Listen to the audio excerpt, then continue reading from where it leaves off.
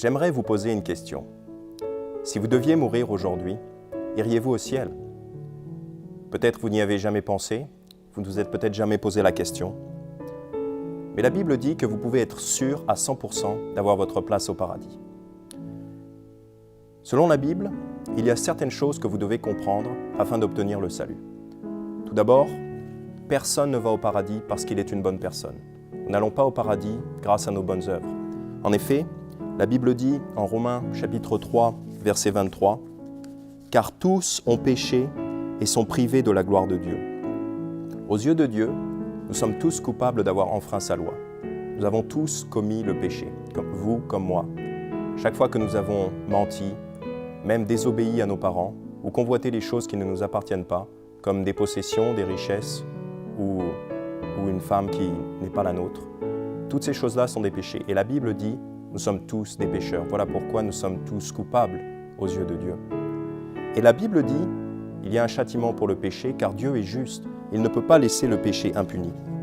C'est pourquoi il dit en Romains chapitre 6, verset 23, « Car les gages du péché, c'est la mort. » Ainsi, voilà pourquoi nous mourons, voilà pourquoi nous devons mourir. C'est à cause du péché. C'est une punition, car Dieu doit punir le péché. Et quand la Bible parle de la mort, elle ne parle pas seulement d'une mort physique, mais cela parle surtout d'une mort spirituelle, de la mort spirituelle qui est l'enfer. Car quand nous sommes morts, nous allons soit au ciel, au paradis, soit en enfer. Et les gens qui meurent dans leur péché, sans être pardonnés, vont en enfer. La Bible appelle cela la seconde mort.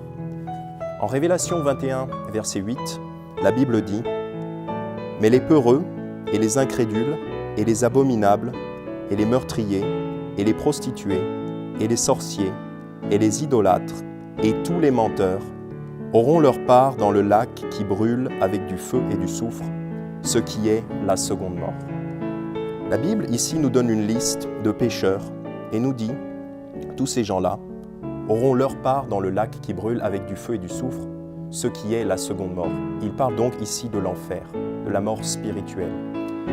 Et nous voyons ici, dans cette liste, plusieurs péchés.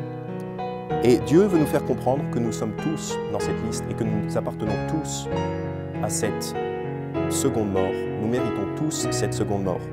Pourquoi? Nous ne sommes peut-être pas tous des meurtriers, nous ne sommes peut-être pas tous des sorciers, mais nous avons tous menti, au moins une fois dans notre vie, il faut bien l'admettre. Et nombre d'entre nous ont fait pire que cela. Et si vous dites « non, je ne suis pas dans cette liste », là, vous y êtes, vous avez menti, car nous appartenons tous à cette liste. C'est un endroit terrible et vous ne voulez pas y aller, car c'est pour toujours. L'enfer, ça dure pour toujours. Vous êtes mort et ensuite, c'est pour toujours. Ça ne s'arrête jamais. Mais Dieu est un Dieu d'amour. Dieu nous aime. Il ne veut pas que nous allions dans cet endroit terrible. Il veut nous sauver. C'est pourquoi il dit, en Romains chapitre 6, verset 23, comme nous avons déjà vu, « Car les gages du péché, c'est la mort, mais le don de Dieu, c'est la vie éternelle par Jésus-Christ notre Seigneur. » Alors la première partie du verset, c'est la condamnation. C'est une mauvaise nouvelle, car les gages du péché, c'est la mort, oui. Mais Dieu ne nous laisse pas avec une mauvaise nouvelle sans nous donner un échappatoire. La deuxième partie du verset dit « Mais le don de Dieu, c'est la vie éternelle par Jésus-Christ notre Seigneur. » Ainsi, si nous sommes condamnés, nous pouvons échapper gratuitement à la condamnation. Dieu veut nous offrir le don de la vie éternelle. C'est un cadeau que Dieu veut nous offrir. Et c'est par Jésus-Christ notre Seigneur. En Éphésiens chapitre 2, versets 8 et 9, la Bible dit « Car vous êtes sauvés par la grâce, par le moyen de la foi, et cela ne vient pas de vous, c'est le don de Dieu. Ce n'est point par les œuvres, afin que personne ne se glorifie. » Encore, car vous êtes sauvés, sauvés de l'enfer, sauvés de vos péchés qui vous conduisaient en enfer. Vous êtes sauvés par la grâce. La grâce, c'est quelque chose que nous ne méritons pas, mais qui nous est donné quand même, qui nous est offert gratuitement. Exactement comme quand le président de la République donne sa grâce présidentielle à un condamné. Il dit simplement « Je te gracie, donc tu n'es plus condamné. » Simplement parce que je le veux. Eh bien avec Dieu, c'est pareil. Il veut nous donner la vie éternelle par sa grâce, car nous ne le méritons pas, mais il veut nous la donner quand même. Car vous êtes sauvés par la grâce, par le moyen de la foi. Donc c'est par rapport à ce que vous croyez dans votre cœur. c'est par rapport à vos croyances. Et cela ne vient pas de vous, c'est le don de Dieu. Donc le salut, le fait d'accéder au paradis, au ciel, cela ne vient pas de nous. Cela n'a rien à voir avec ce que nous avons fait. C'est le don de Dieu. Donc c'est un don pour lequel Dieu a payé. C'est Dieu qui a payé pour ça. Au verset 9, il dit « Ce n'est point par les œuvres, afin que personne ne se glorifie. » En fait, il le dit de 4 manières différentes. De 4 manières différentes, il dit « Être sauvé est un cadeau de Dieu. La vie éternelle est un cadeau de Dieu. » Ainsi, c'est Dieu qui a tout payé. Et c'est pourquoi nous n'avons rien à faire. Nous n'avons aucune bonne œuvre à faire. Car les bonnes œuvres, c'est dur, c'est difficile, c'est du travail. Mais le salut ne s'obtient pas par les bonnes œuvres. C'est le don de Dieu. Et c'est pour ça que c'est une bonne nouvelle. Et cela a à voir, bien sûr, avec ce que Jésus a fait. Jésus est le Fils de Dieu. La Bible dit en Matthieu chapitre 1, verset 22, à propos de la naissance de Jésus, la Bible dit « Or, tout cela arriva, afin que s'accomplisse ce que le Seigneur avait dit en ces termes par le prophète. Voici, une vierge sera enceinte, et elle enfantera un fils, et on le nommera Emmanuel, ce qui signifie Dieu avec nous. » Car oui, son nom, c'est Jésus-Christ, c'est le nom le plus exalté de tous les noms, mais on peut aussi le nommer Emmanuel, ce qui est simplement un nom hébreu qui signifie Dieu avec nous. Car Jésus, le Fils de Dieu, est Dieu manifesté dans la chair. La Bible dit « Dieu a été manifesté en la chair ». Il a vécu une vie parfaite. La Bible dit « Il a été tenté en tout point comme nous le sommes, cependant sans péché ». Jésus n'a jamais péché parce qu'il est Dieu, il est parfait. Il ne commet pas le péché. Il n'y a aucun péché en lui. Et il prêchait le royaume de Dieu, il prêchait l'évangile, la parole de Dieu, la vérité. Et il guérissait des gens, il faisait des miracles. Mais beaucoup l'ont détesté et ils ont fini par le livrer pour être tué et pour être crucifié sur la croix. Mais Jésus, personne ne l'a forcé à aller sur la croix, personne ne l'a forcé à mourir pour nous, il s'est donné de lui-même.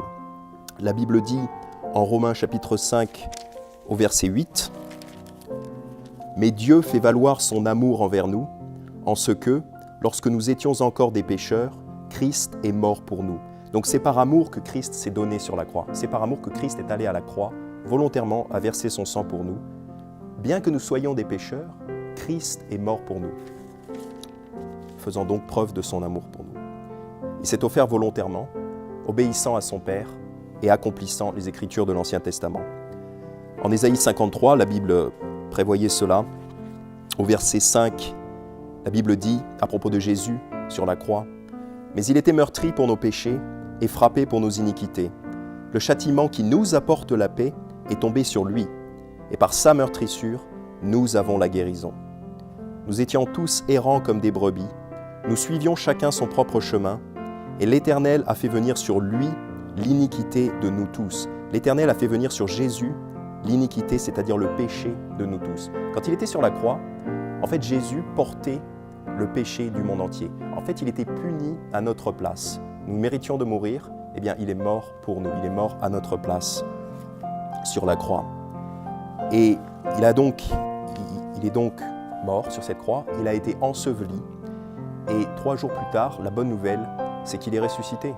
Il n'est pas resté mort, car il est Dieu. Il a le pouvoir de vaincre la mort. Il a vaincu la mort. En Acte 2, versets 31 et 32, la Bible dit « Prévoyant cela, il dit de la résurrection du Christ que son âme ne serait point laissée dans l'enfer et que sa chair ne verrait point la corruption. Dieu a ressuscité ce Jésus, nous en sommes tous témoins. » Donc ils étaient témoins, les apôtres étaient témoins de la résurrection de Jésus. Et aujourd'hui, vous entendez cette histoire, Jésus est ressuscité, il est vivant et il est assis à la droite de son Père dans le ciel. Ainsi, puisque Jésus a payé pour nos péchés et qu'il est ressuscité, il a donc le pouvoir de vaincre la mort. C'est comme ça qu'il a payé pour le don de la vie éternelle. Comment faire pour obtenir cette vie éternelle? Eh bien, comme tout cadeau, vous avez le choix. Vous pouvez soit l'accepter ou le refuser.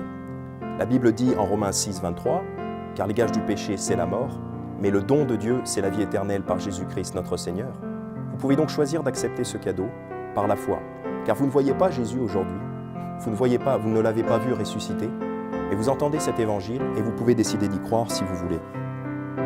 Et vous acceptez ce cadeau par la foi. La Bible dit en Jean 3, 16, « Car Dieu a tellement aimé le monde qu'il a donné son seul Fils engendré, afin que quiconque croit en lui ne périsse point, mais qu'il ait la vie éternelle.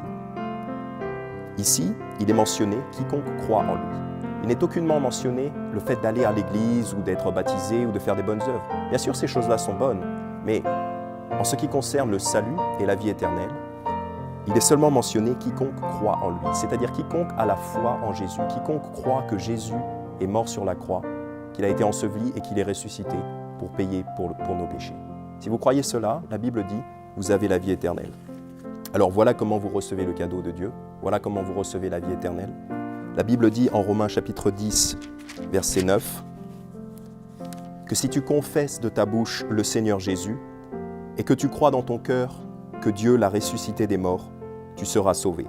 Si tu confesses de ta bouche le Seigneur Jésus, c'est-à-dire si tu admets être un pécheur en danger de l'enfer, condamné à l'enfer, et que tu confesses que Jésus a effectivement payé pour tes péchés sur la croix et qu'il est ressuscité, bien sûr, il faut aussi que tu y crois de ton cœur, il faut que ça vienne du cœur. La Bible dit, si tu confesses de ta bouche le Seigneur Jésus et que tu crois dans ton cœur que Dieu l'a ressuscité des morts, tu seras sauvé. C'est une promesse. Il ne dit pas peut-être avec un peu de chance tu seras sauvé. Non, il dit tu seras sauvé. C'est une promesse de Dieu. C'est pourquoi il dit au verset 13, car quiconque invoquera le nom du Seigneur sera sauvé. Si donc vous lui demandez, il promet de vous sauver et de vous donner la vie éternelle. Et de la même façon que vous n'avez rien fait pour mériter cette vie éternelle, il n'y a rien que vous puissiez faire pour perdre ce cadeau une fois que vous l'avez reçu. Quelqu'un qui croit en Jésus, même s'il commet du péché plus tard, et il en commettra sûrement car nous péchons tous les jours, Dieu a donné ce cadeau. Et on avait l'habitude de dire quand on était enfant, on disait « donner c'est donner, reprendre c'est voler ». Et puisque Dieu vous a donné la vie éternelle si vous lui avez demandé, il ne peut pas vous la reprendre, car Dieu est juste. Une fois qu'il vous a fait un cadeau, c'est pour toujours. Pour vous assurer de ceci, je vais vous lire ce que dit Jésus en Jean chapitre 10, versets 27 à 30. « Mes brebis entendent ma voix, et je les connais, et elles me suivent. » Les brebis, ce sont les croyants, ce sont les gens qui ont invoqué le nom du Seigneur, comme dit la Bible. Ce sont les gens qui croient en Jésus-Christ. « Mes brebis entendent ma voix, et je les connais, et elles me suivent.